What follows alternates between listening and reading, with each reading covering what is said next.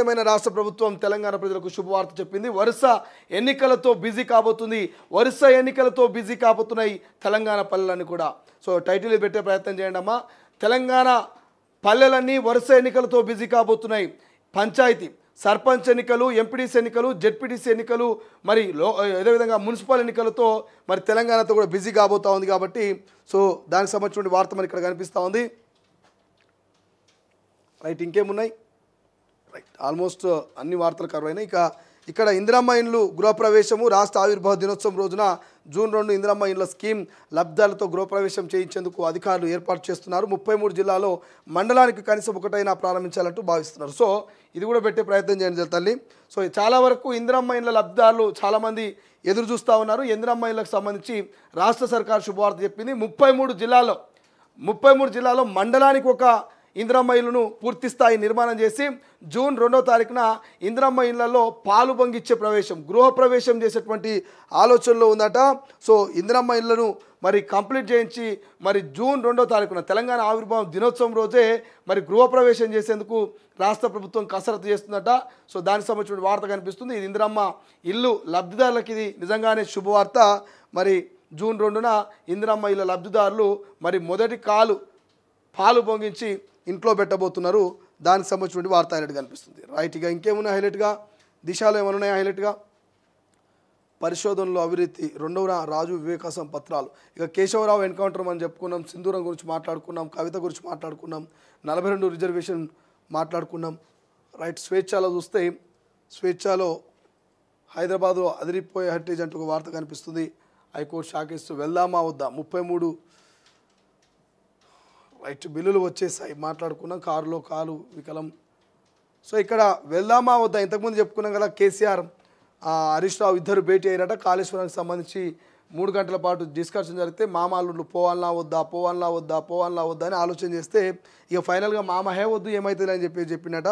So అవసరం లేదని చెప్పినట. Kaleshwaram commission నోటీసులపై ఏం చేద్దామని హాజరు కావాలా వద్దా అని బీఆర్ఎస్ అధినేత కేసీఆర్తో మరోసారి మాజీ మంత్రి హరీష్ రావు చర్చించారు. గురువారం ఎర్రబల్లి ఫామ్ హౌస్లో భేటీ అయ్యారట. ఫామ్ హౌస్లో 3 గంటల పాటు చర్చ. స్పందించాల్సిన అవసరం లేదంటూ గులాబీ బాసు హరీష్ రావుకు చెప్పిండట. నోటీసులకు స్పందించాల్సిన అవసరం లేదు, మనం విచారణకు హాజరు కావాల్సిన అవసరం లేదు, మనం తోపులం తురుముకాండ్లం, ఇక మనల్ని ఎవ్వరు ఏమనలేరు ఏం చేయలేరు అటువంటి ఆలోచనలో మరి కేసీఆర్ గారు ఉన్నట్టుగా తెలుస్తోంది. తెలంగాణ ప్రజలు కూడా అదే అనుకుంటున్నారు.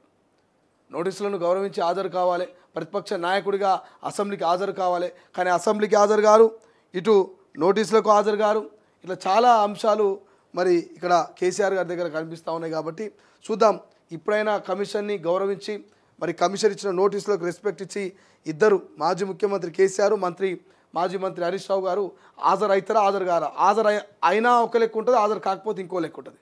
హాజరైతే తెలంగాణ ప్రజల్లో కొంత నమ్మకం అన్న పెరుగుతుంది. ఓకే, చట్టాలని గౌరవిస్తారు, కమిషన్లు గౌరవిస్తారు గత ప్రభుత్వ పెద్దలని. హాజరు కాకపోతే ఇంకా క్లియర్గా అర్థమైపోతుంది. చూద్దాం ఏం జరుగుతుంది అది.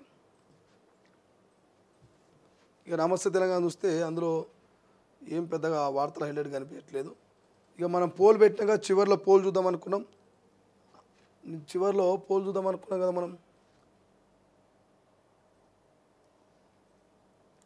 ఇక పోల్లో కవిత కొత్త పార్టీ పెట్టే అవకాశం ఉందంటే లేదు అని గతంలో ఇంతకుముందు పెడుతుందని చెప్పేసి అన్నోళ్ళు మరి వార్త చూసేసరికల్లా మనం ఇచ్చినటువంటి క్లారిటీ తోటి కవిత కొత్త పార్టీ పెట్టదు అని చెప్పేసి మరి 54% మంది ఓట్ చేశారు.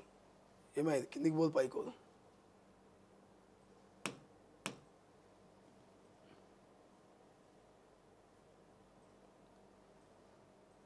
కేసీఆర్కు కవిత రాసిన లేఖ సరైనదా కాదంటే సరైనదని 72% మంది చెప్తా ఉన్నారు. ఇక సర్పంచ్ ఎన్నికలు ఎప్పుడు పెడితే బాగుంటుంది, జూనా జూలై అంటే చాలామంది జూన్లో పెట్టాలని ఆశపడతా ఉన్నారు. కవిత కొత్త పార్టీ పెట్టే అవకాశం ఉందా అంటే లేదని చెప్పేసి 54% మంది చెప్తా ఉన్నారు.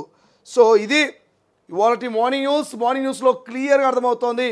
కవిత కొత్త పార్టీ పెట్టే అవకాశం ఉందా లేదా అంటే చాలా వరకు లేదు అని చెప్తున్నారు.